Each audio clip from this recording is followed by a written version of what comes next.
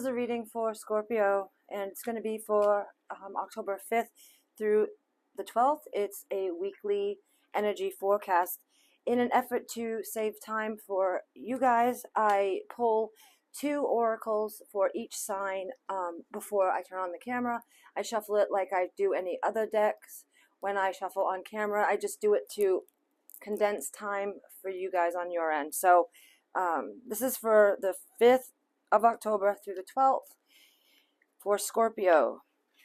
The very first energy for you, my dears, is obsidian. This is the obsidian is an observing the self. Self-reflection and know thyself is the essential meaning. You are becoming, the challenge is to trust that the you that you are becoming will be loved, cherished, and supported, even if you are still just exploring your potential, still unfamiliar with the new territory you have entered. How do you view yourself? Do you look into your own eyes and see someone willing to acknowledge the past and learn from it? Do you see someone willing to step into a new identity, one more suited to the life you want for yourself?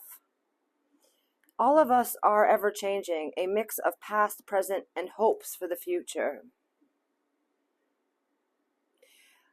As you ponder what you wish to change, love the one you're with, you. Love yourself in all your complexity, knowing that whatever strengths you need are present, and obsidian is here to amplify them through the power of self-awareness. Just as in observing a particle or a wave, the observer can change its form. So too, in observing yourself, can you begin to process the personal transformation.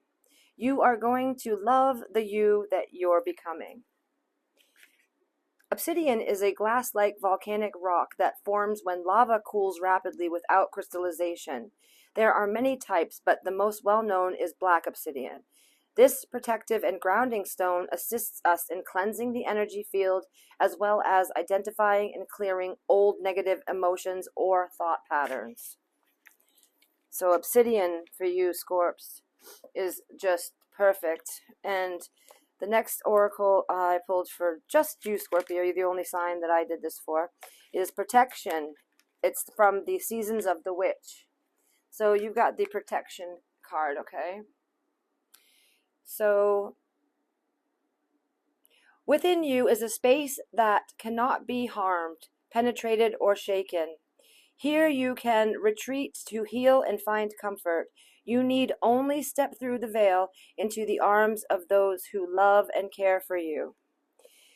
If you have drawn this energy, your spiritual support team will protect you from harm. You are protected from hexes, evil eyes, danger, psychic attacks. You are even protected from the dangers of your own earth-based ego. Know that you can handle anything. When you are feeling unsafe, speak to the powers that be. Ask them to guide you where you do not have eyes and to keep you safe when you are in harm's way. They are always walking with you and are ready to provide you with additional support whenever you feel the need, so just ask. So obsidian, which is dispelling of the negative energies and helps you with your observation so that you can clarify what it is you do want to become as you transform, and protection, which is gorgeous. I love that energy. It's like this womb for Scorpionic releases, deaths, and rebirth. Yeah, I love it. It's perfect for us. I'm a Scorpio stellium, so I know about you, Scorps. All right. So this is Hocus Pocus deck, and it's the extra large one. So I'm going to just shuffle a little bit, and I'm going to just open up the deck to whatever card, and instead of getting a jumper because it's kind of killing my hands. It's very heavy. So for Scorpio, we want to look at the very first thing is, where is Scorpio's focus best served this week? Where should the Scorpios mostly focus this week. Okay, this is the Hanged Man card, suspension. Okay, this is all about being between worlds. When the person is hung on the tree, the world they are in as they are getting hung is not the world that they return when they are cut down. So as you're hanging there, right, it's all metaphorical, obviously, but you're getting a new perspective, and that is so synchronistic with the energies of protection and black obsidian, because the world you're leaving, you know, behind is all the past experiences and the lessons learned, and the next world that you'll be entering is a different world altogether.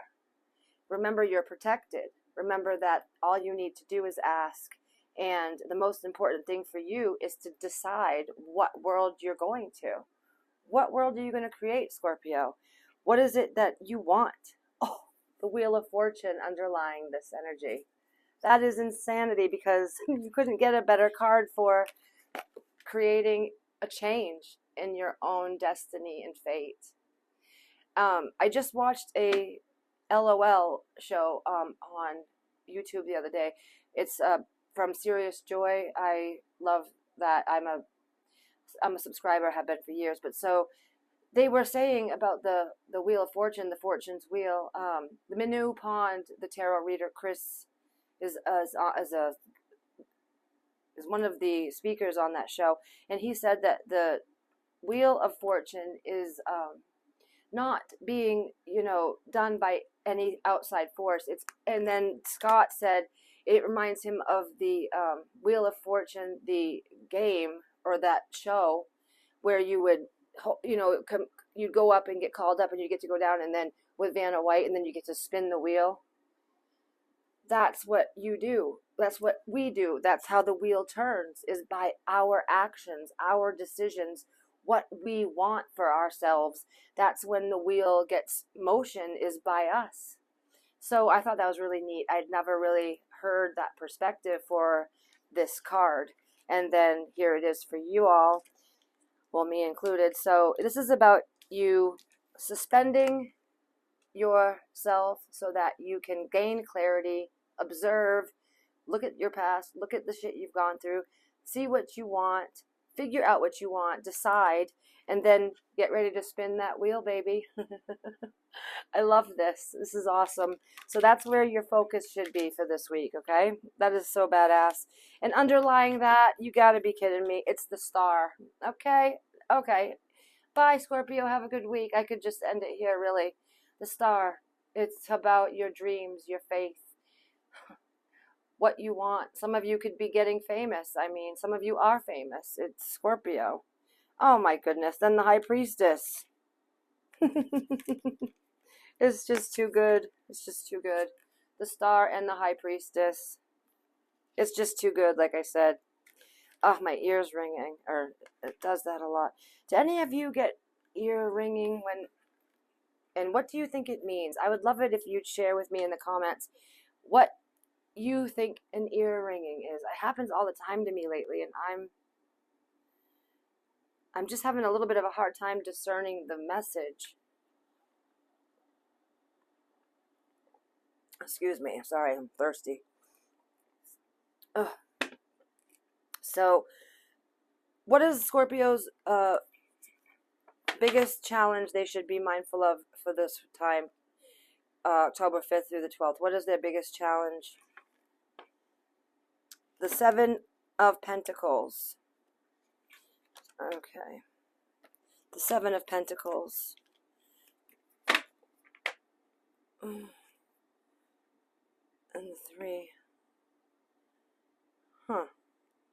So I asked, why is that their biggest challenge? And then I got the Three of Pentacles. They call it pumpkins here. So basically, the Seven of Pentacles is about a pause, a stop point for the card. It's the person is standing there and looking at the pentacles on the tree that have come to fruition, that they've grown, that they've put effort in to create, and they're sourcing up what they've accumulated, right?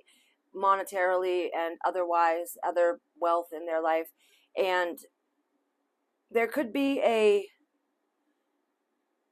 one or two things. The first thing is they have spent so much time and effort on creating those pentacles that when they do get to the part that they are in fruition and you're standing there alone, the time and effort you've dictated to creating that for yourself, you've subtracted it from relationships and people in your life and family and children, and you've sacrificed some aspect. Now, it doesn't have to be the exact example I'm giving it the exact way, but take it as it resonates and change it up. Like maybe it's for you've sacrificed for your family as a stay-at-home mom or dad, and you didn't get to do X, Y, and Z. You know, take it as it's just like a metaphorical way to express the energy of the card. But you're standing there and you're feeling, you know, forlorn and sad. You're not feeling like you thought you would at that success point, and that's because there's something missing. There's deeply something missing from your heart spring in your daily life that you are being asked to see. That's the challenge, is to see it, to spend a little time really itemizing what it is you're giving your time to and energy to. And with the Three of Pentacles as another clarifier for this energy for you, the Three of Pentacles is about working together with others, being in a 3 people or more kind of situation. So it's teamwork, it's groupthink, it's having a stable foundation built together.